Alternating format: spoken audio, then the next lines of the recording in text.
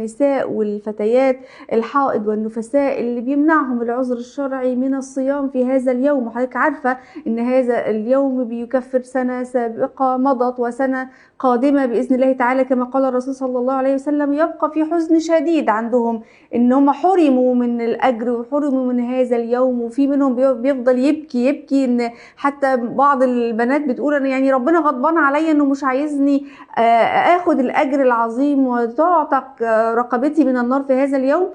عايزين حضرتك تقولي لهم كلمة. لا والله بدي أقول لهم إنه هاي السيدة عائشة ألم يحبسها العذر، لكن الرسول صلى الله عليه وسلم طمأنها وقال لها افعلي كل شيء إلا الطواف. فهي الحائض تستطيع أن تفعل كل شيء إلا الصيام. طب يا ترى ألم يكتب لها الله سبحانه وتعالى أجر الصيام؟ كتبه لها لأنها كانت تتمناه صادقة ومن قلبها، وبالعكس هي لم تصم امتثالا لأمر الله سبحانه وتعالى.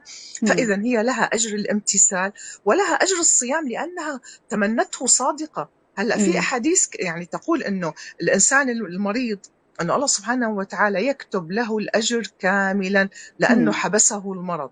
فنفس الشيء هذه الإنسان المسلمة، بل حتى في أقوال تقول، على فكرة خلينا نقول صحيح المستحب الصيام بهذا اليوم، لكن لو كان الصيام يمنع الإنسان المسلم الرجل مثلا عن أداء عمله، لنفرض كان قاضي والصيام بالنسبة له مثلا يسبب له الصداع، يسبب له جوع شديد، سوفان، يؤدي أنه ما يستطيع أن يحكم بين الناس، يا ترى هل يستحب له الصيام مثل هذا؟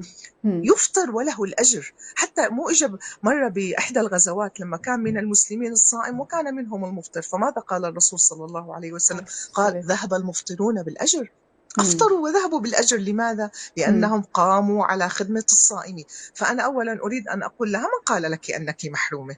أنت لم تحرمي، الله سبحانه وتعالى يعني كتب لك الفطر، وبإذن الله تعالى قد كتب لك الأجر. أيوة. هذا من جهة.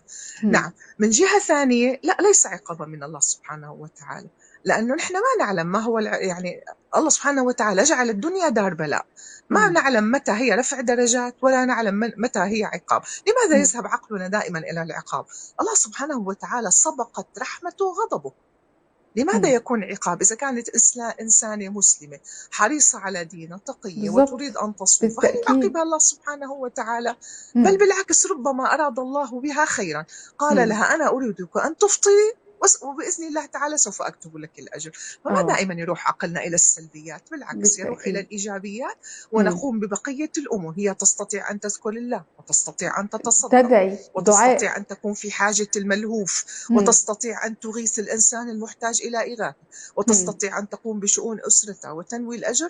بل حتى يعني أنا مو عشت بالسعودية 40 سنة، هناك يفتون أنه يجوز للحائض أن تقرأ القرآن، وبالتالي تستطيع أيضا أن تقوم بختمتها، فتقوم بختمتها وترجو الأجر من الله. وأبواب الأجر متعددة ليست فقط من الصيام. من قال فقط أنه الصيام؟ ومن قال أصلا أنه كل مسلم يستطيع في يوم عرفة أن يقوم بكل الأعمال الصالحة؟ يمكن إنسان يصوم ولا يجد وقتا يقرأ القرآن، إنسان يستطيع أن يصوم وأن يقرأ القرآن لكن لا يجد وقتا للذكر. فالأعمال متنوعة، ونهار عرفة قصير جدا، يعني هو كله بالآخر قديش؟ من طلوع الفجر إلى غياب الشمس 14 ساعة، 17 ساعة، 20 ساعة، بالآخر ينتهي. فما نستطيع أن نقوم بكل الأعمال، فكل إنسان يرضى بنصيبه.